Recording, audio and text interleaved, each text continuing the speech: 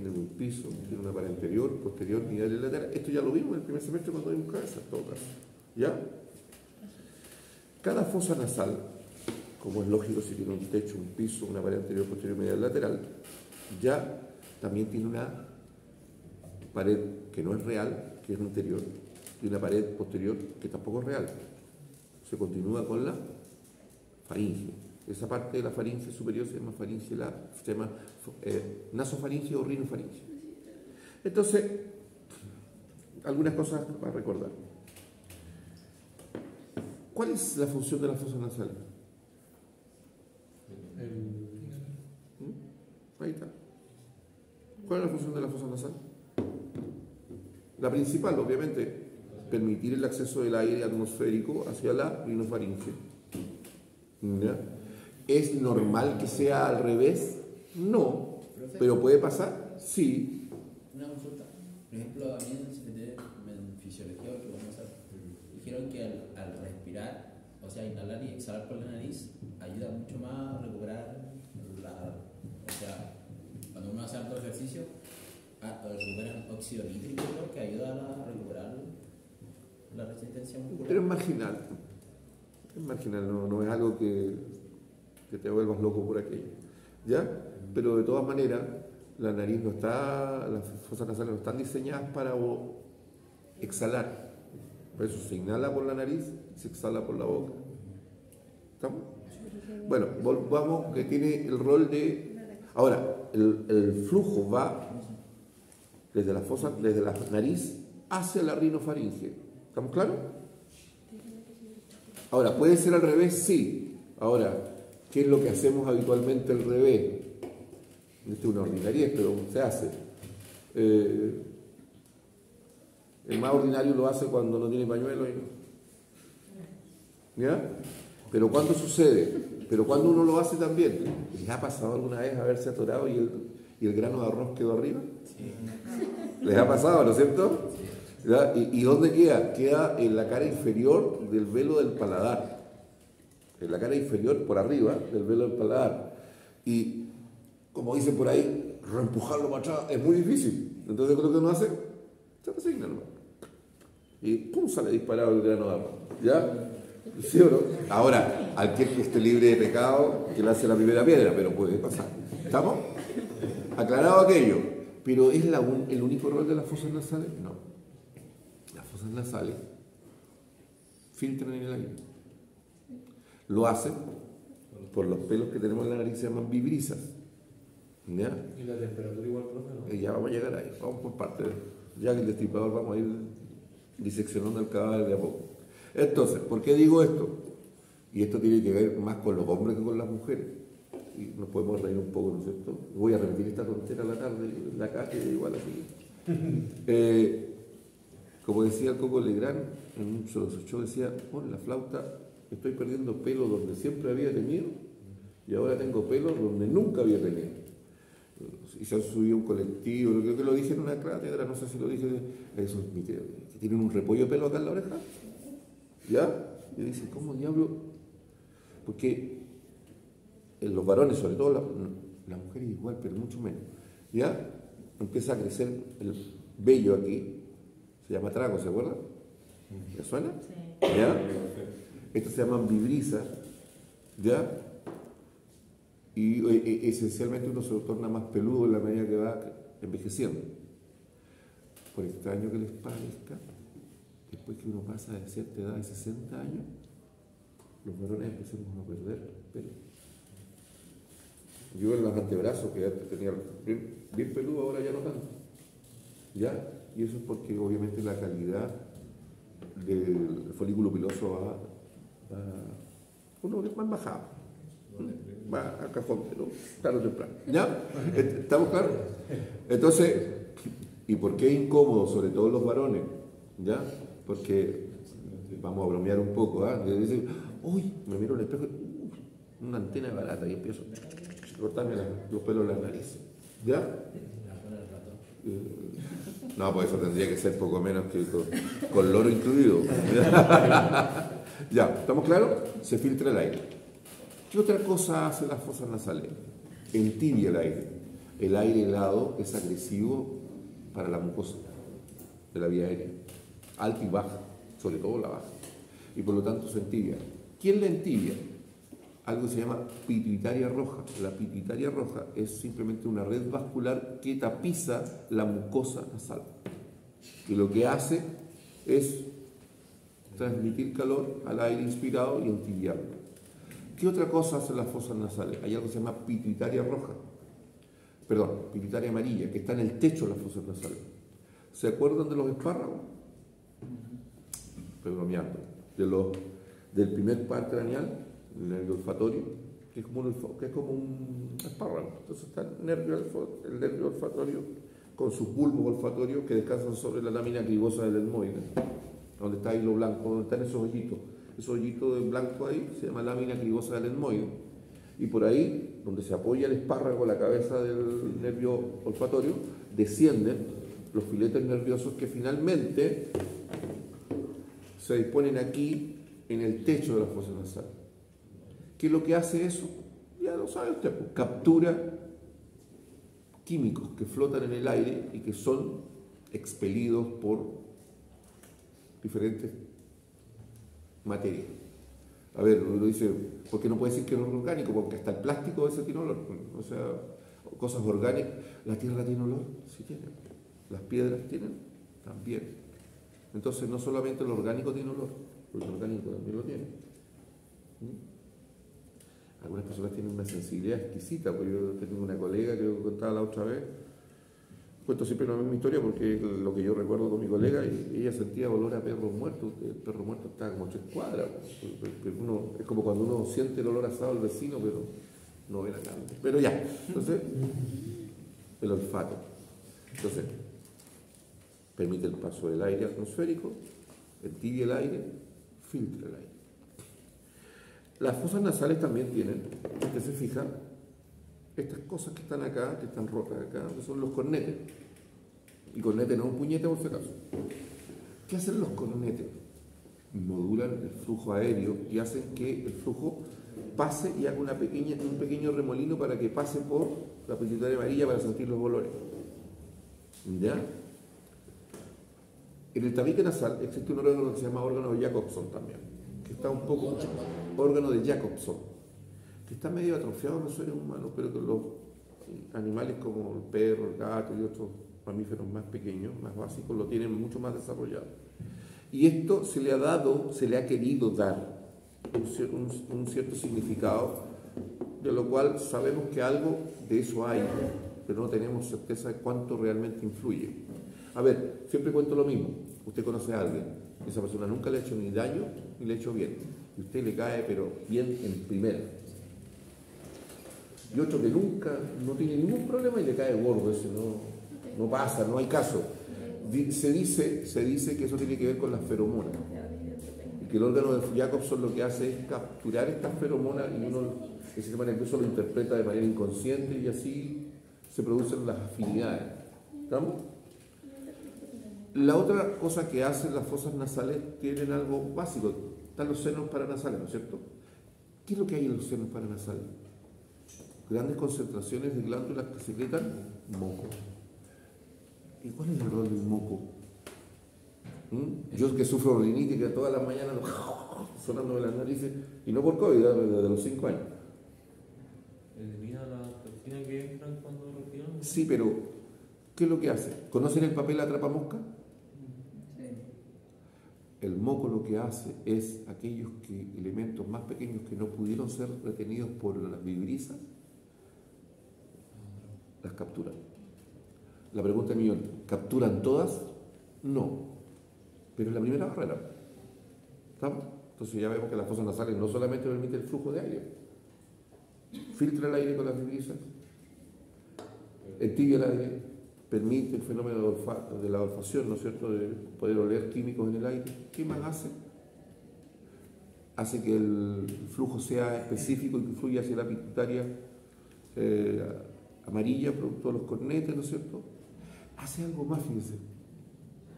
Lo he dicho por décadas y lo voy a repetir como siempre porque yo alguna vez fui niño y usted también alguna vez. ¿Qué es lo que uno hace de ocioso cuando es cabro chico? en el auto con sus papás, siempre y cuando haya tenido auto, si no en bicicleta. Me saca la mano para verla. Después se come el reto del papá que dice, mete la mano, saca la mano. Y después está entretenido con el flujo de aire, después el ocioso hace así, ¡fum! Se le va para atrás porque atrapa más aire y se le va para atrás. ¿Sí? No, me saque la mano y toda la tontera. Y después, ¿qué es lo que uno hace siendo cabros chicos?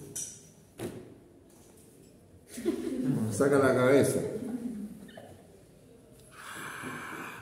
Y el ocioso después la remata y abre la boca. ¿Sí o no? Y cuando uno abre la boca, se ahoga. Y cuando uno abre la boca, se ahoga. Yo creo que yo lo hice hace un montón de miles de años atrás. Pero yo creo que usted también hizo esas tonteras, también las hizo alguna vez. Entonces, ¿sí o no? Por el sunroof. Sí, o uno sale más arriba. En mi época eso no existía, pero uno lo hace igual. Entonces, como dicen los mexicanos, quemacoco le llaman a esa tontera de hoy. Ya, que tiene una ventana que se corre. Entonces, y ahí le vemos el sentido a las narices. ¿Por qué las narices?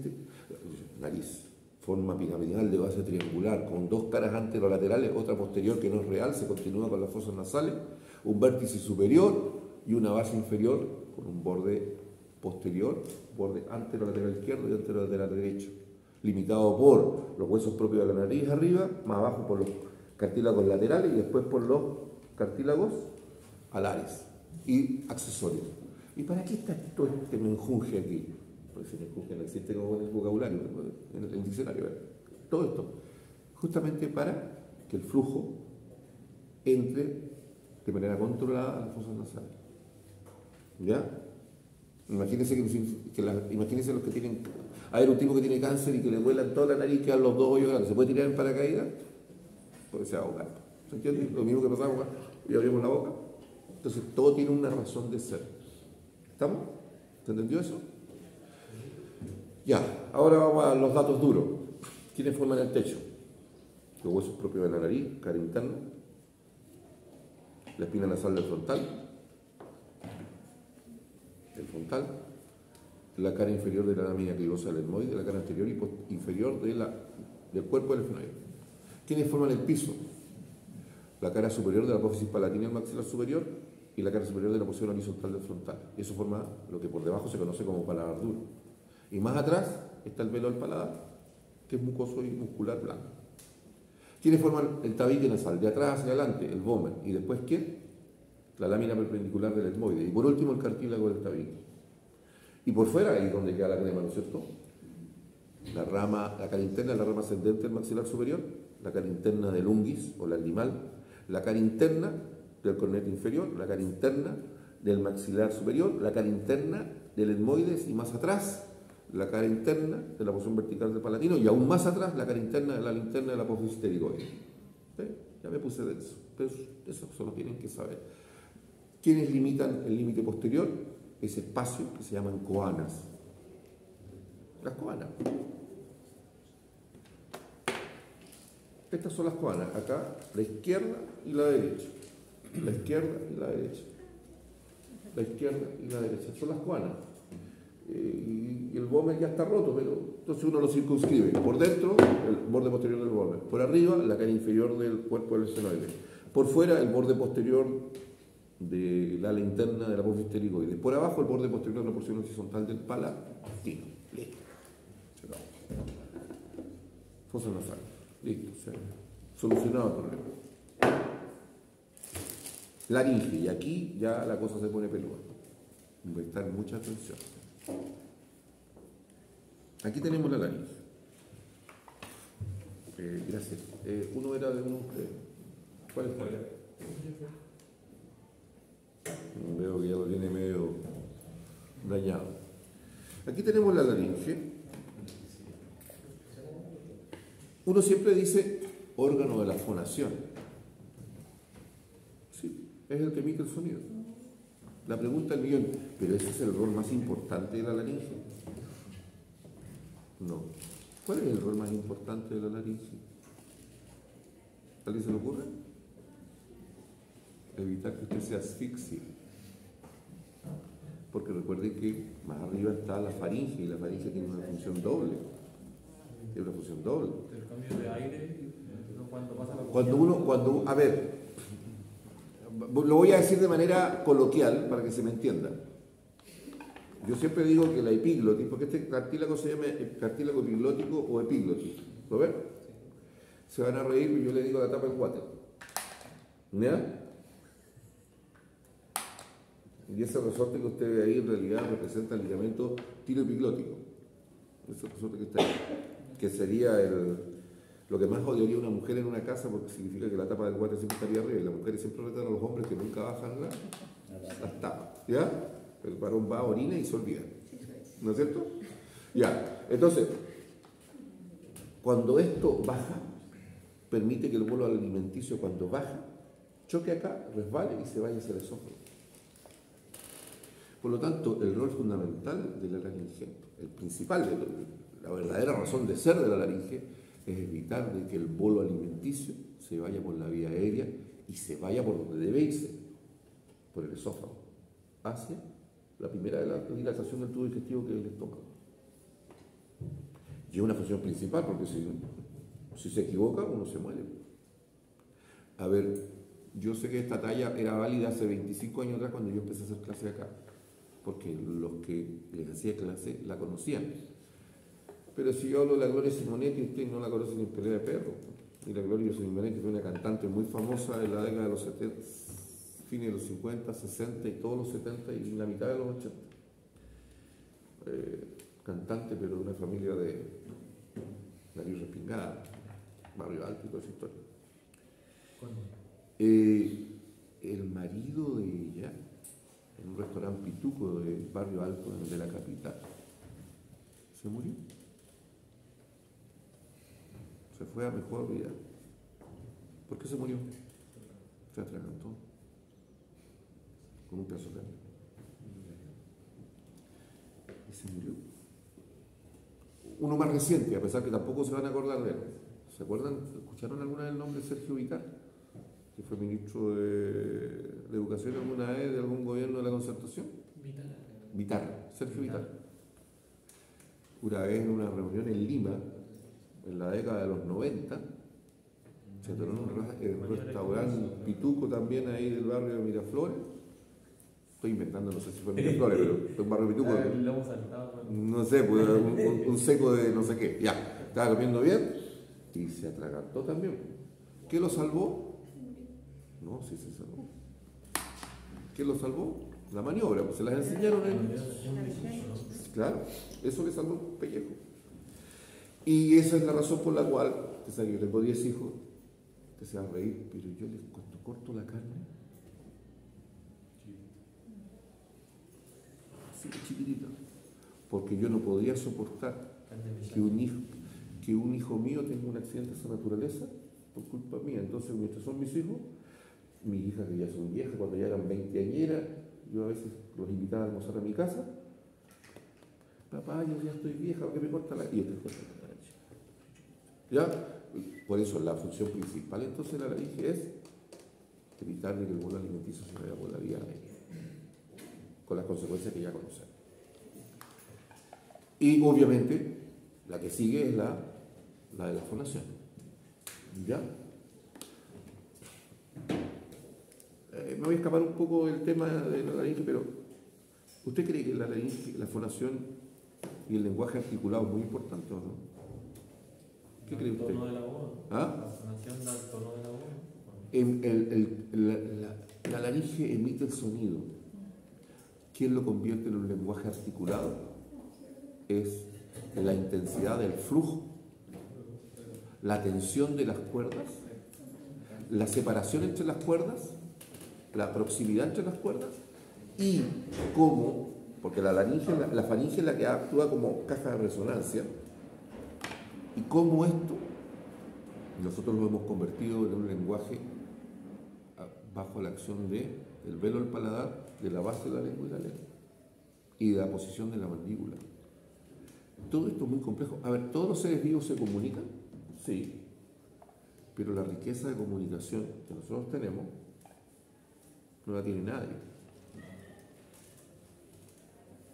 No la tiene nadie. Y nosotros tenemos algo más, que no la tiene nadie más todavía, que divide nuestras vidas como especie en historia y prehistoria. ¿Cuál es eso?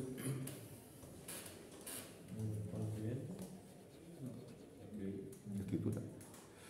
Como se llame, ¿no? Sumeria, lo que sea. ¿Por qué? Porque mientras yo hablo, yo puedo, por ejemplo, yo puedo transmitir mi experiencia a él, a todos ustedes. Yo se la puedo transmitir, un neandertal le pasaba su experiencia a su hijo. Cosas que él había aprendido a lo largo de toda su vida. Cada vez que venía un mamú, los aplastaba, lo mataba a él y al hijo, esa información se pierde. No hay que enseñarla. Por lo tanto, el ser humano como especie evoluciona desde el momento que tiene el lenguaje articulado y que tiene la escritura. Antes del lenguaje articulado, ¿existía el lenguaje igual? Sí, pues sí existe. A ver, cuando usted llega a una esquina y casi lo chocan, usted lo saca la manito y le da un saludo cariñoso. ¿Ya? O sea, y comunica algo. ¿verdad? O usted le pone cara de cordero degollado a la chica que le gusta una fiesta y la tipa no lo cotiza y le pone cara de asco, usted ya lo tiene claro, ¿no? O sea, la comunicación siempre ha sido importante. Bien, pero igual, dice a ver si por... ya. ¿Estamos? Bien, entonces, ahora me voy a poner más anatómico. Este es un órgano fibro-músculo cartilaginoso y como tal tiene un esqueleto cartilaginoso. Tiene cartílagos pares y cartílagos impares. ¿Cuáles son los cartílagos pares? El cartílago, perdón, impares. Hay uno, central. Cartílago tiroides, este que está acá. Este que está acá abajito se llama cartílago cricoides. Y el epiglótico, que es el que está aquí, ¿ya? Tiene otros cartílagos que son pares y que aquí no se ven porque ya lo rompieron ya. De aquí algo se insinúa. Aquí nuevamente tenemos el cartílago tiroides, algo se insinúa el cartílago de cricoides. Esto era celeste pero se destiñó, ¿ya? Cartílago cricoides, esto se llama arco del cricoides y esto acá atrás, esto que ven ahí, si sacáramos los músculos que está celeste, eso se llama placa del cricoides.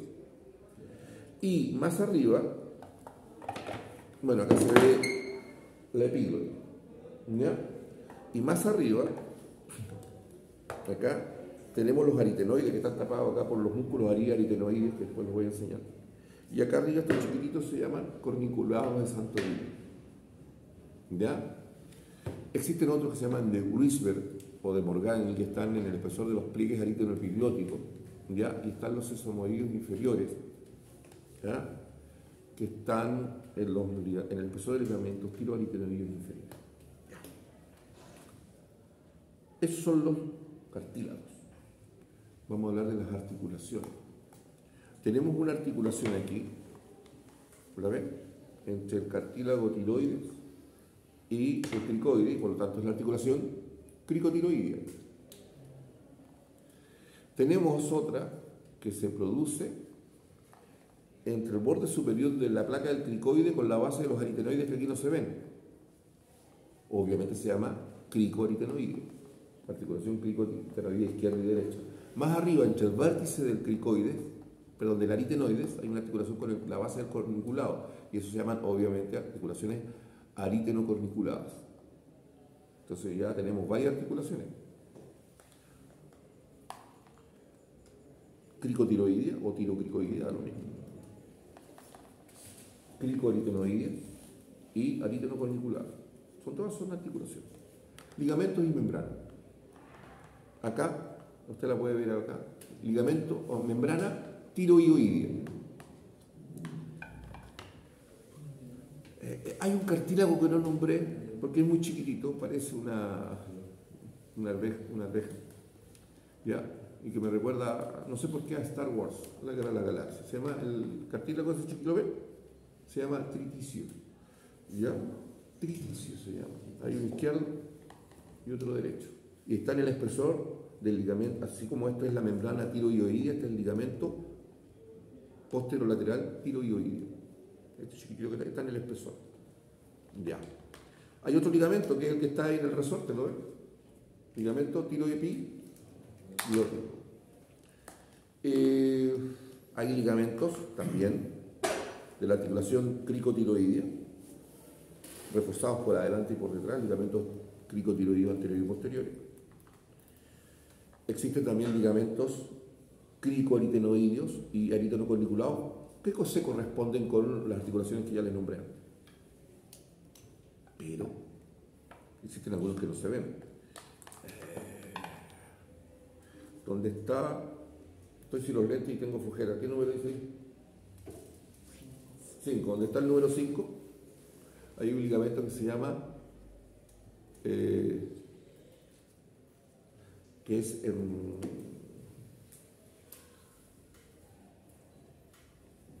tiene un nombre raro, hioideo epiglótico, va desde el hioides a la cara anterior del cartílago epiglótico. Ahora, la pregunta del millón es, hay dos ligamentos más importantes, son ligamentos tiroaritenoideos. Hay un tiroaritenoideo inferior y hay otro que se llama tiroaritenoideo superior. ¿Qué vemos acá? ¿De dónde van? ¿Ven ese? ¿Qué tiene un cuaderno? Pásame a cualquier cuaderno.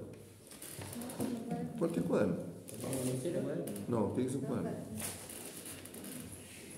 ¿De quién es ese cuaderno?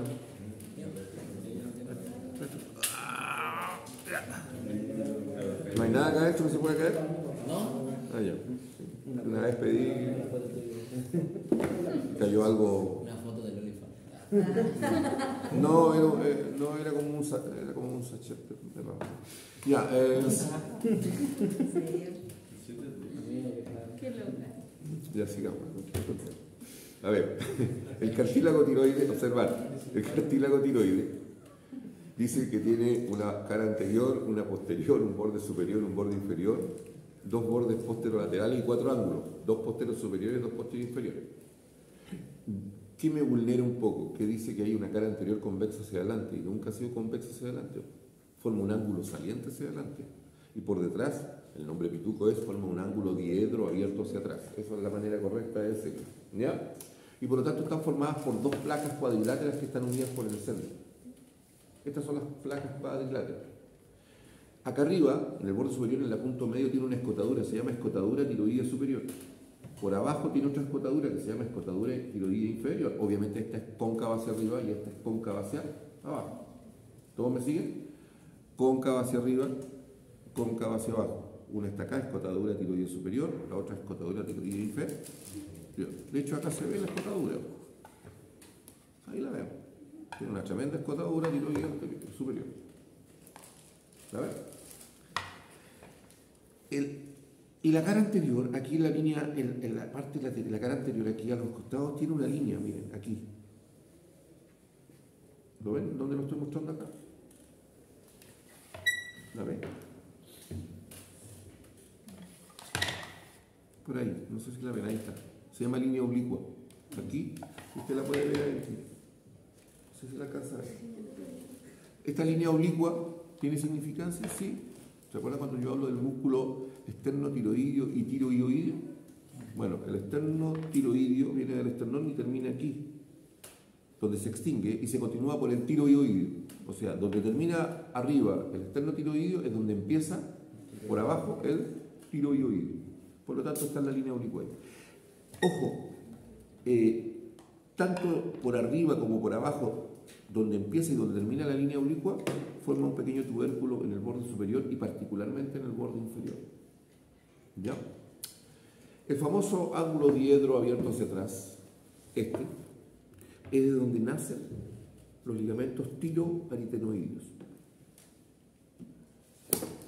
Gracias. Vaya, vaya. Ahora, prestar atención acá. ¿Usted, hija, le sacó foto a eso? Sí, Ya. Voy a ir a dibujar ahora. ¿Por qué es importante que lo vean? Porque si no, no van a entender cómo diablo funciona la ley. ¿Ya? Voy a borrar. el arco del cricoides y después voy a dibujar la placa del cricoides.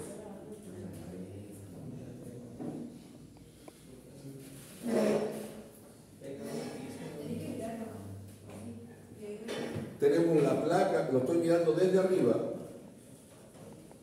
Repito, esto es anterior, esto es posterior, esto es izquierda y esto es derecha. Lo estoy mirando desde arriba. El arco del cricoide, la placa del cricoide. ¿Sí? Voy a dibujar ahora la silueta del cartílago tiroides.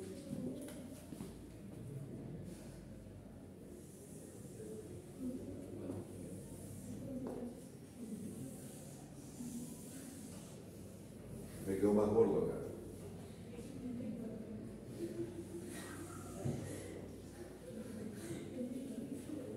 Acá están las dos placas cuadriláteras del cartílago tiroides. Y voy a dibujar ahora los aritenoides.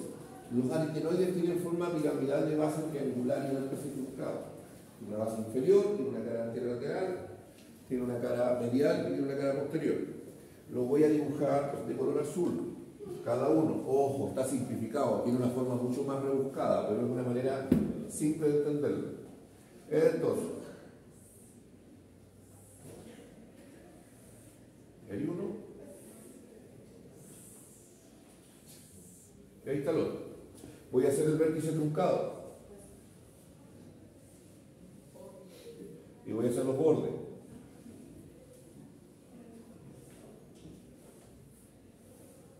¿Me siguen con la forma desde arriba o no? ¿Se entiende? Ahora voy a hacer un detalle.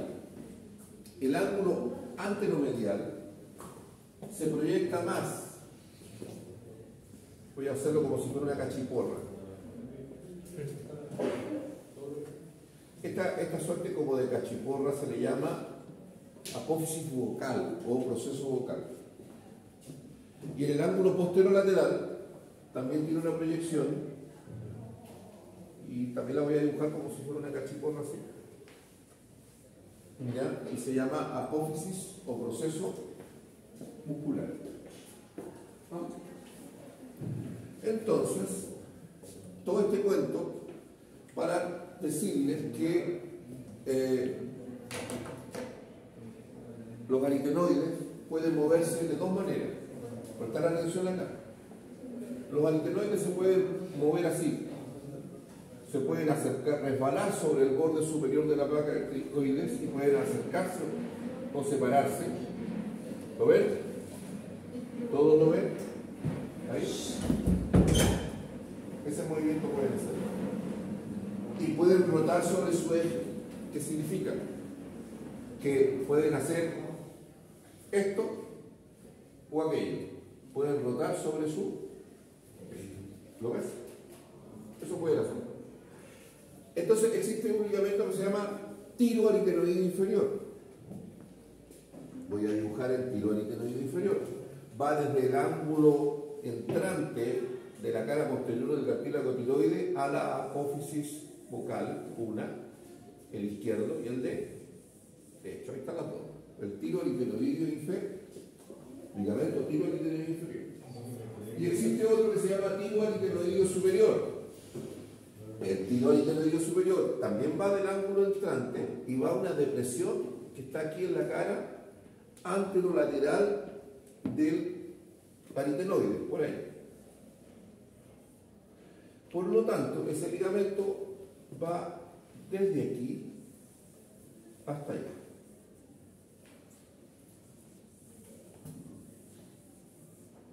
¿Se entendió cómo van los ligamentos? Qué bueno. Ahora voy a explicar los músculos y voy a regresar al dibujo. Existe una membrana, que lo voy a decir en la cátedra, que se llama membrana podocrática, que se llama cono elástico, pero no lo voy a decir en la cátedra. ¿Está la presión acá? Los músculos que tiene la laringe se dividen en músculos tensores.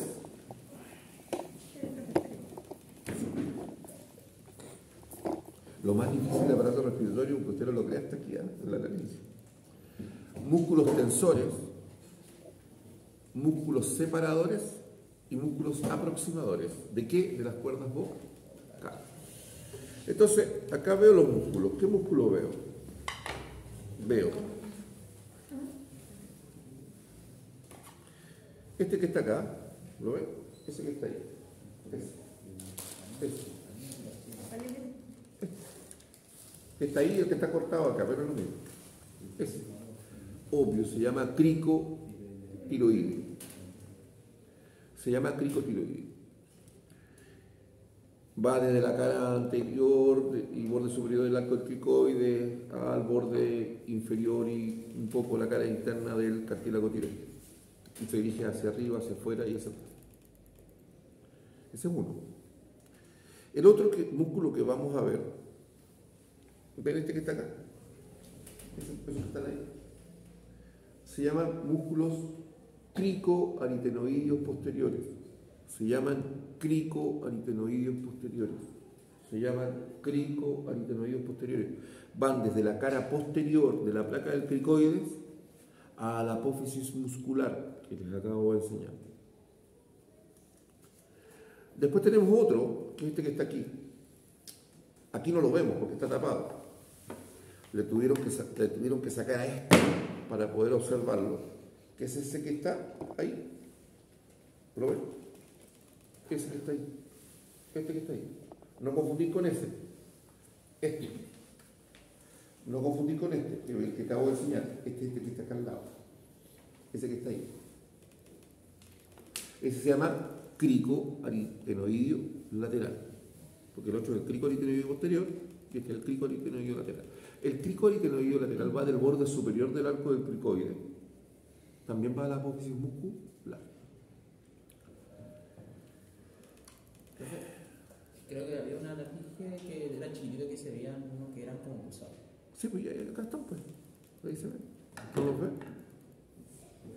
Después tenemos los ariaritenoideos, que son estos que está acá. Tiene un plano profundo que es transversal, que va del borde lateral del aritenoides derecho al borde lateral del aritenoides izquierdo.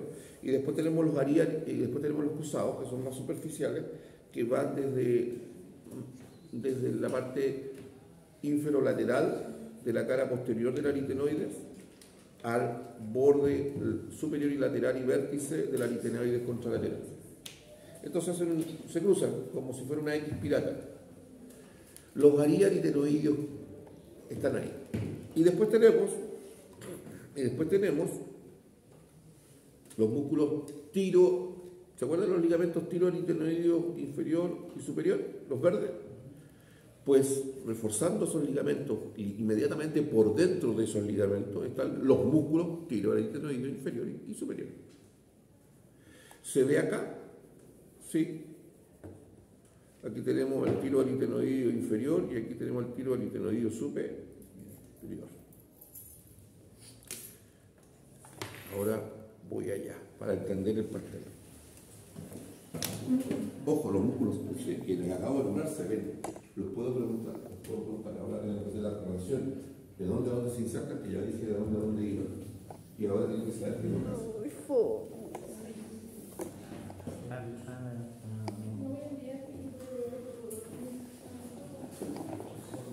¿Quién dijo que iba a ser más fácil? No es más fácil. Ya. Prestar atención acá.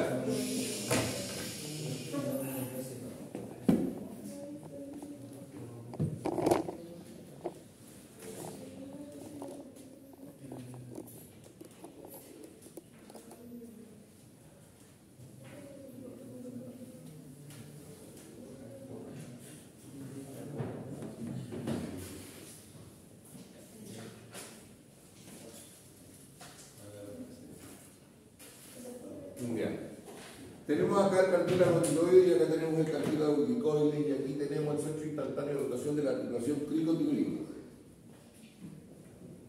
Entonces, cuando se contrae el músculo cricotiroideo, este que iba desde el borde superior del arco del cricoides al borde inferior del cartílago tiroide y un picintura en la cara interna del mismo, cuando se contrae, El tiroides es más grande que el cricoide, ¿no es cierto? Por lo tanto, ¿quién se mueve? ¿El cricoide o el tiroides? ¿Ah? ¿Cuál es el que se mueve? ¿El tiroide o el cricoide? El cricoide. A ver, si yo chocara acá con ella, ¿quién tiene más masa? Obvio. Si yo choco con ella, mi trayectoria se va a desviar 15 centímetros y ya salir volando un metro más allá, si tenemos masa. Entonces, el músculo cricotiroideo, tirocricoideo, lo que hace es lo siguiente: mueve al cricoide. Voy a dibujar el movimiento del cricoide.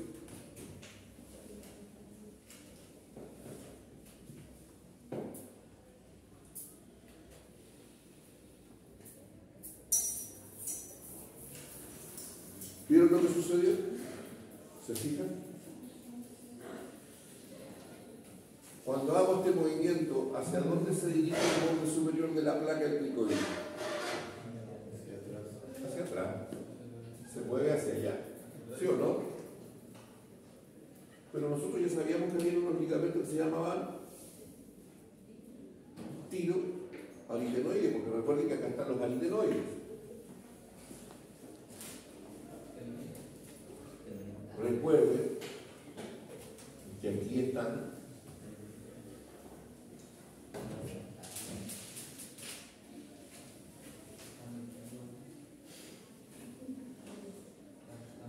el aritenoide. Significa que cuando este se contrajo y el cricoide se movió de esta manera y la placa se fue hacia atrás, el aritenoide también se fue hacia atrás. El aritenoide también se fue hacia atrás. ¿Y cómo?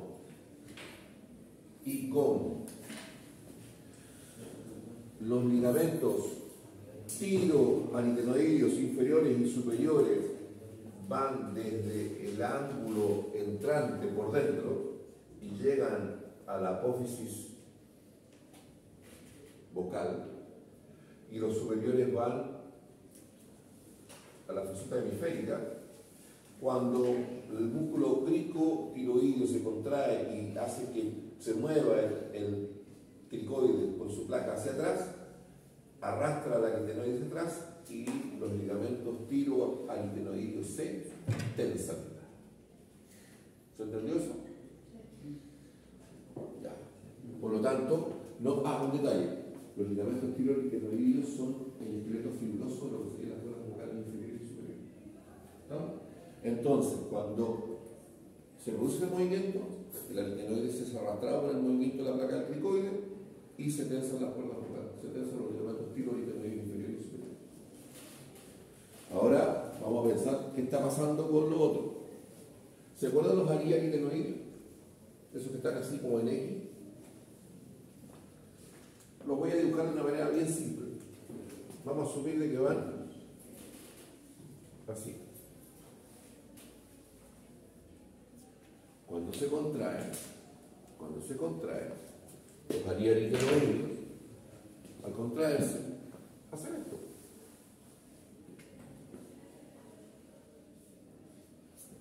Hacen que los aritenoides resbalen sobre la placa del cricoide y los aritenoides se acercan.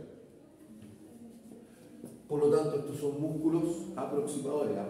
Al hacerlo, obviamente los procesos o apófisis vocales se acercan y por lo tanto las cuerdas vocales se acercan. Son músculos aproximadores. Pero me faltan todavía los que separan las cuerdas vocales, que son los cricoaritenoideos laterales. Yo se los mostré ahí. Los cricoaritenoideos laterales iban desde el borde superior del arco del cricoide, por ahí. ¿Y dónde terminaba? Aquí, en la apófisis o proceso muscular del aritenoide. Ahí. ¿De acá? Acá punteado porque... ¿Y dónde termina? Ahí. Entonces, cuando se contraen los cricoaritenoideos laterales, lo que hacen es mover aritenoides así. hacia adentro. Sí, porque el centro instantáneo de rotación está por ahí. Entonces lo que hace es rotar el aritenoides hacia adentro, y al hacerlo, los procesos vocales o apófisis vocales se acercan, y por lo tanto las cuerdas vocales se acercan. Son músculos aproximadores, porque aproximan las cuerdas vocales. ¿No? Ahora me falta hablar de los músculos que separan las cuerdas vocales. Los aritenoides también acercan las cuerdas vocales, pero lo hacen de manera distinta. No hacen pivotear al aritenoide, simplemente lo hacen resbalar sobre el borde superior de la placa del cricoide y se acercan igual. Vale decir, los cricoaritenoides laterales juntos con los ariaritenoides aproximan las cuerdas vocales, pero lo hacen de manera distinta. Los ariaritenoides lo hacen aproximándolo porque resbalan los aritenoides hacia la línea media. Y los cricoaritenoides laterales lo que hacen es pivotear los aritenoides para que roten hacia adentro, pero el resultado final es el mismo. Las apófisis vocales, los procesos vocales, se aproximan, y por ende, los ligamentos tiroaritenoides inferiores y superiores se aproximan. Se acercan a las cuerdas vocales. ¿Ya? Ahora vamos a hablar de los que separan las cuerdas vocales. Hay otros que también aproximan las cuerdas vocales. Hay dos que aproximan las cuerdas vocales también. Faltan dos, miren. ¿Se acuerdan de los ligamentos tiroaritenoides inferiores y superiores? Bueno, los tiroaritenoides superiores e inferiores tienen un músculo equivalente que se llama músculo tiroaritenoide inferior, que está inmediatamente por dentro del borde del ligamento tiroaritenoide inferior. Significa que el músculo tiroaritenoide, tengo que hacerlo en rojo, pero el ligamento tiroaritenoide inferior va ahí, termina en la apófisis vocal y un pichintún en la cara antes interna del aritenoide respectivo.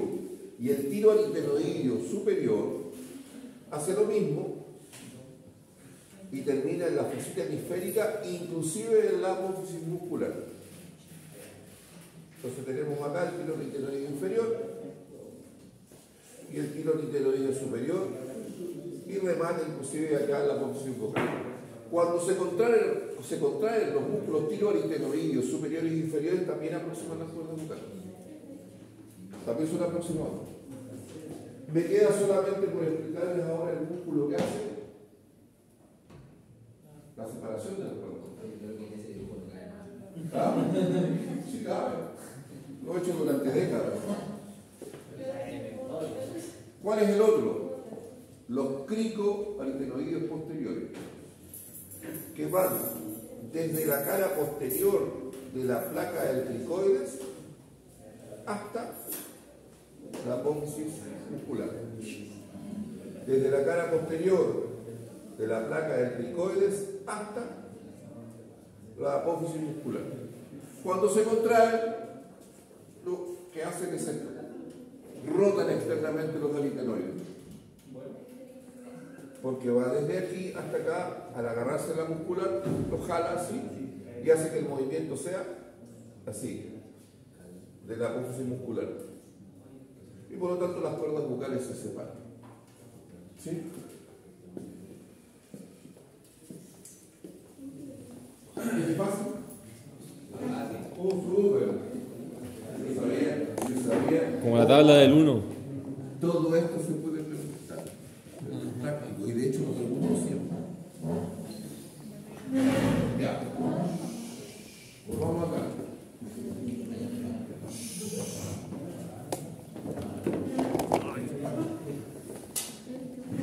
Prestar atención acá. Recuerden que la próxima semana voy a estar en el laboratorio la próxima semana, después del práctico. ¿Ah? ¿Ustedes a qué hora ingresan acá? ¿Ya? ¿Tienen clase antes? Sí. Ya. El práctico parte a las 11. Y a las 12:15 termina todo. Y de ahí para adelante tienen clase. Vamos a meter en el laboratorio que... A ver, la culpa, yo sé que la culpa no la tienen ustedes, pero yo no voy a dar espacio para que los 12 mosqueteros del Apocalipsis del año pasado, tengan una excusa para andar jorobando por algo obvio. Estaban jorobando, ¿te acuerdas que el día que yo tomé el primer práctico y el primer teórico? A mí me parece, pero es algo que se llama criterio. Yo no puedo, si yo les digo la prueba va a ser después de los prácticos, y la idea es que fuera 2:30, 1, pero la dinámica de los prácticos es distinta. Yo no tengo ayudante ahora este segundo semestre. Entonces, obviamente, armar el segundo modelo práctico me demoró. Entonces, no es que yo no quiera ir a tomar la prueba teórica, es simplemente que estoy ocupado. No me fui a tomar una cerveza a la esquina, ni estoy tonteando, estoy trabajando para ustedes. ¿Sí o no? Entonces, hacer una tormenta de un vaso de agua me pareció ridículo. ¿Usted cree que yo me voy a exponer? No. Y en esta ecuación, ¿quién sale perdiendo? Claro, porque resulta que yo cada vez que les corro a un sábado era más fácil así, teníamos más tiempo para todo, pero ahí... ¿Ya? No puedo, porque si no van a decir que es discriminación, porque usted sabe que estamos en los tiempos como están hoy día. Pero diga qué opcional. No. Sí, digo qué opcional. No, miren, la cosa es súper simple. La cosa es súper simple. La cosa es súper simple. Los prácticos van a ser en el horario de como está establecido y vamos a generar otro sistema. ¿Cuál es el sistema? Son ustedes los que me tienen que pedir, profe, hagamos un repaso y yo les refuerzo el laboratorio que se quedó corto por el problema este de tomarles el práctico y materia el mismo día. Que son ustedes. Pero en todo caso, los contenidos que vienen son mucho más dinámicos. Usted ve que va a pasar un montón de materia en poco rato. Y de hecho voy a terminar respiratorio acá en el laboratorio, ¿no? Y la próxima semana voy a empezar con digestivo. Sigamos. Ahora en cátedra igual respiratorio y la otra semana digestivo. Claro. ¿Y el práctico que va a ser después? ¿De respiratorio? Respiratorio y digestivo. El práctico que viene es respiratorio y digestivo. Ya, vamos acá. Ya mostré los músculos que mostré acá, se los puedo preguntar por función, ya, por inserción, por toda esa tontera. Les puedo preguntar más, por ejemplo, en la cátedra voy a hablar de la arteria de la laringe superior, la arteria de la laringe inferior, la arteria de la laringe posterior, el ligamento, después por los nervios, eso vamos a ir en la cátedra. ¿Y se venden los modelos? No veo, no. El ortónico. Bien, vamos. Ya. Ahora, la laringe por dentro tiene, esta es la cuerda vocal inferior y esta es la cuerda vocal superior. Esta, la que está más abajo es la inferior. Y esta es la superior. Ya sabemos que la estructura fibrosa de la cuerda vocal inferior es el ligamento tiroaritenoideo inferior y del superior el tiroaritenoideo superior. Entre ambos existe algo que se llama vestíbulo. ¿Ya? Toda la distancia que hay entre la cuerda vocal inferior izquierda con respecto a la cuerda vocal inferior derecha se le llama glotis. Todo lo que está por arriba se le llama espacio supraglótico, todo lo que está por debajo se le llama espacio infraglótico. Cuando una persona se atora con el pedazo de carne, mientras esté en la glotis o en el espacio supraglótico, existe todavía la esperanza de toser y botarlo. Lo terrible es cuando el pedazo de carne baja al espacio infraglótico y queda atrapado aquí. Porque ahí la única posibilidad, o sea, podemos intentarlo con la maniobra, pero los resultados pueden ser más inciertos. Y la única opción ahí es hacerle una traqueotomía, hacer la perforación y ponerle por último. Y uno dice, ¿y con qué lo hago? Por último, le sacamos el puntero láser y le metemos el lápiz Bic, o sea, la funda Bic. Claro. Alguien dice, pero eso está contaminado, tiene bacterias. Sí, pero eso lo va a matar dentro de una semana más, pero necesito que, si no le pongo algo por donde ingrese el aire, se va a morir en 3 minutos. ¿Ya? Entonces, no sé si me entienden, es una cuestión de sentido común. ¿Ya? Eso. ¿Entre qué niveles y qué nivel está la laringe? Entre C3 y C6. Relaciones. Por delante, un poco con la glándula tiroides, con los músculos infraoideos, con la aponeurosis cervical media y más adelante con la aponeurosis cervical superficial anterior. por detrás con la columna vertebral a través de porque atrás y arriba con la faringe y laringe, a los lados con los lóbulos de la glándula tiroides, con el paquete vasculonervioso y los nervios recurrentes, por abajo con la tráquea. ¿Qué ligamento está? La membrana tiroidoidea, aquí está la membrana cricotraqueal y más abajo está la tiroidoidea, cricotiroidea y cricotraqueal, en ese orden. Repito, entre el borde superior del cartílago tiroides y el borde inferior del tiroides, tiroidoidea, membrana tiroidoidea. Se te paró el cachirulo ahí.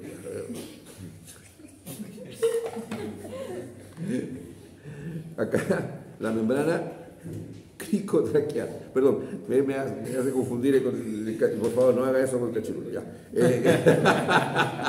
Ya, la membrana cricotiroidea, entre el borde superior del arco del cricoide y el borde inferior del cartílago tiroides. Y más abajo está la cricotraqueal, entre el borde inferior del arco del cricoide y el borde superior del primer cartílago traqueal. Listo, ahí está. Tráquea. La tráquea va más o menos desde donde termina la laringe, que es C6, hasta el nivel D4 o D5, o T4 T5. T4, torácica 4 o quinta, o dorsal 4 y quinta, donde se bifurca y va a dar origen a los bronquios extrapulmonares.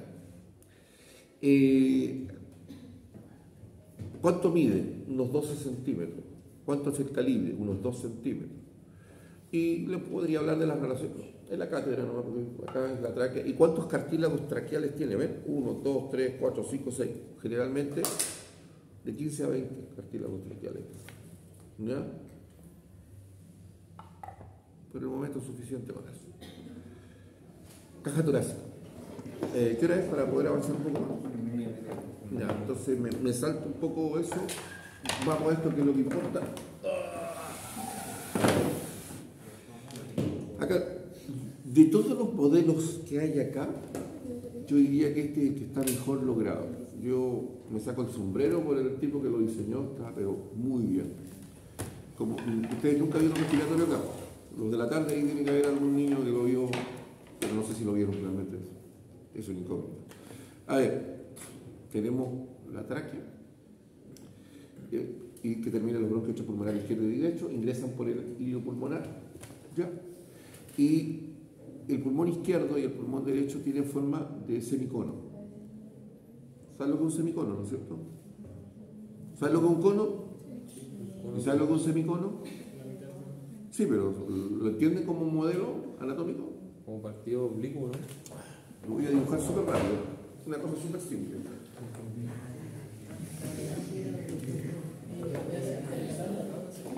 Oblicues. A ver, rapidito, voy a dibujar el cono. ¿Prestar atención?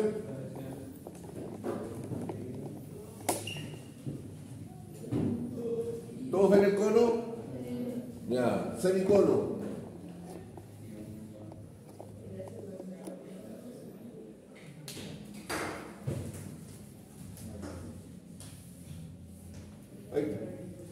Ahí está el pulmón.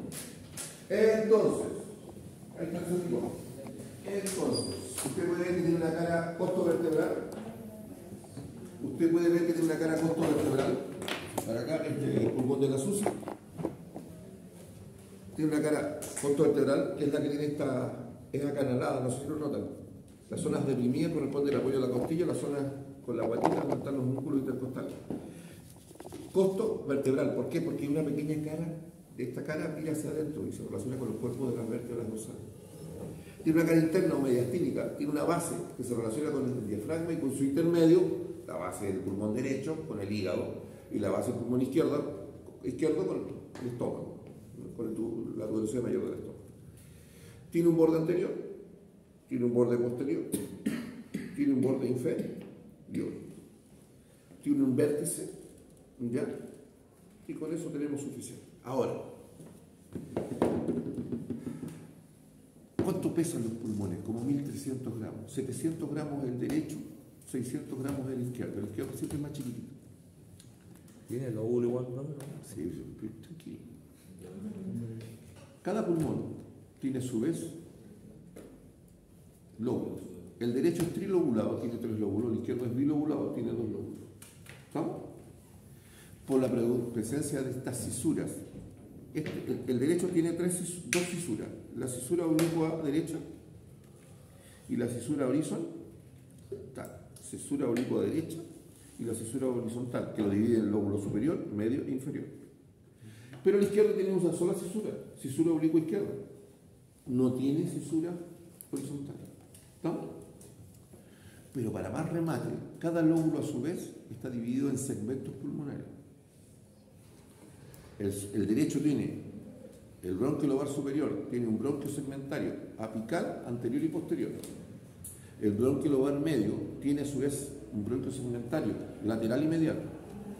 Y el bronquio lobar inferior tiene bronquio segmentario anterobasal, laterobasal, posterobasal, medio basal y postero superior. O sea, tiene 10.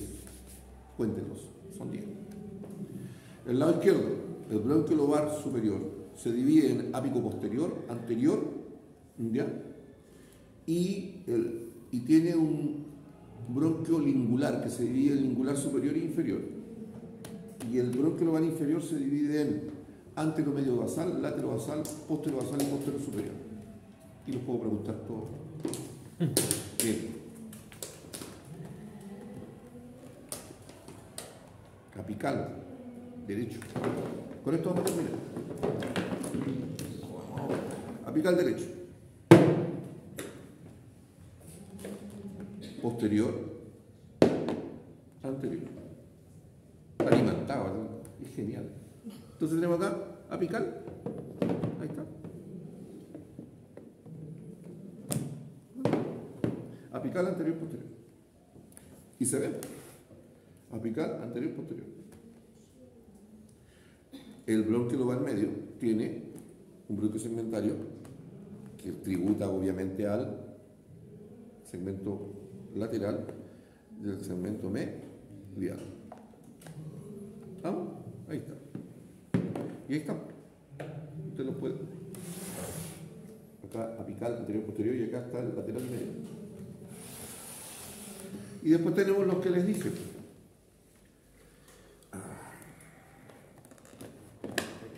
Anterobasal,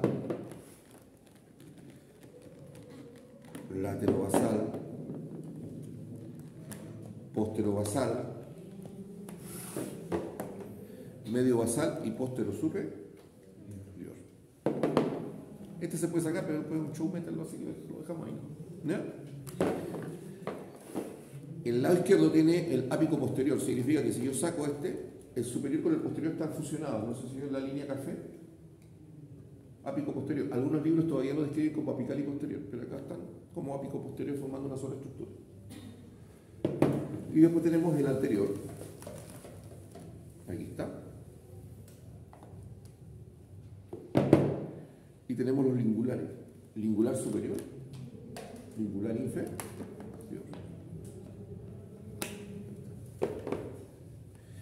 Y aquí con un hermoso color rosado tenemos el póstero superior, antero medio basal, látero basal y postero basal. Mejor no lo desarmo porque después ustedes se van y yo tengo que armar este pastel. ¿Ya? Antero medio basal, látero basal,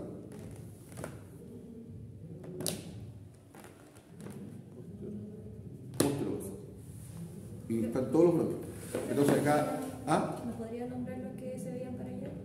¿Los que se aparecen? Postero superior. ¿Los de arriba también? Sí, que no se veía para acá. Ya.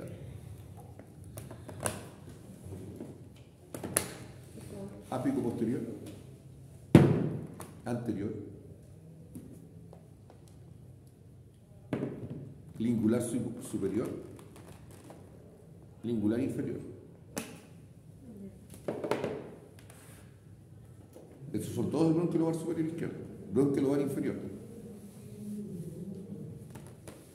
Póstero superior. Acá el anterior con el medial están pegado, entonces anteromedio basal. A diferencia que acá era anterobasal, laterobasal, posterobasal, medio basal, acá no, es anteromedio basal. Esto. Laterobasal, posterobasal.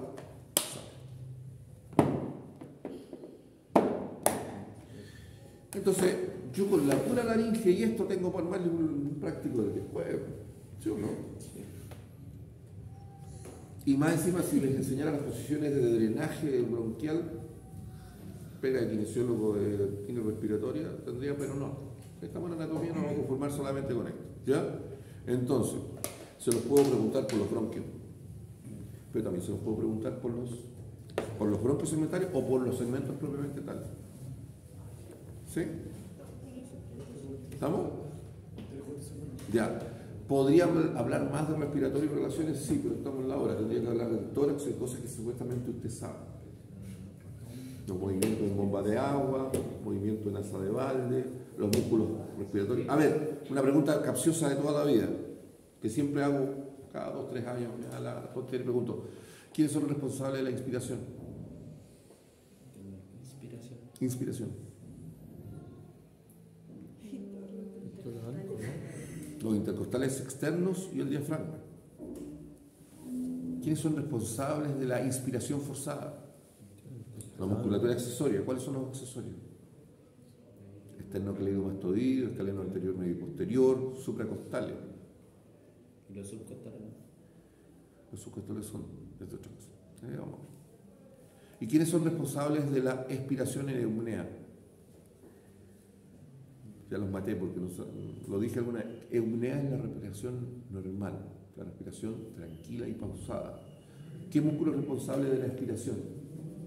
Ninguno. Porque los pulmones son elásticos. ¿Qué significa? Que yo tomo aire bajo la acción mecánica de los músculos inspiradores, pero la expiración, los músculos no trabajan. Simplemente los pulmones, por sus propias capacidades elásticas, retornan a la posición inicial.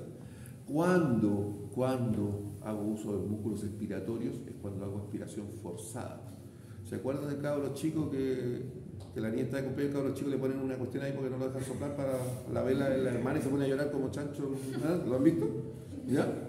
Entonces es una expiración forzada. ¿Ya? O cuando es forzada. Viene el tsunami, una peta cachete, o viene un león, una peta cachete de 200 metros, después un chandeu de oxígeno y empieza. Ya, ahí la expiración es forzada. En ese caso, los intercostales internos y los subcostales. ¿No? ¿Ya? Ahí, en ese caso sí. Y pasa algo singular con los serratos menores, posteriores e inferiores, pero lo vamos a explicar en la cátedra porque ya es tarde y apenas tengo tiempo para ir a almorzar. Por lo menos ustedes tienen más tiempo. Vamos a ver si llega la gente a la cátedra. Hay harto material que pasar. Yo voy a pasar más materia en la cátedra que lo que pasé acá.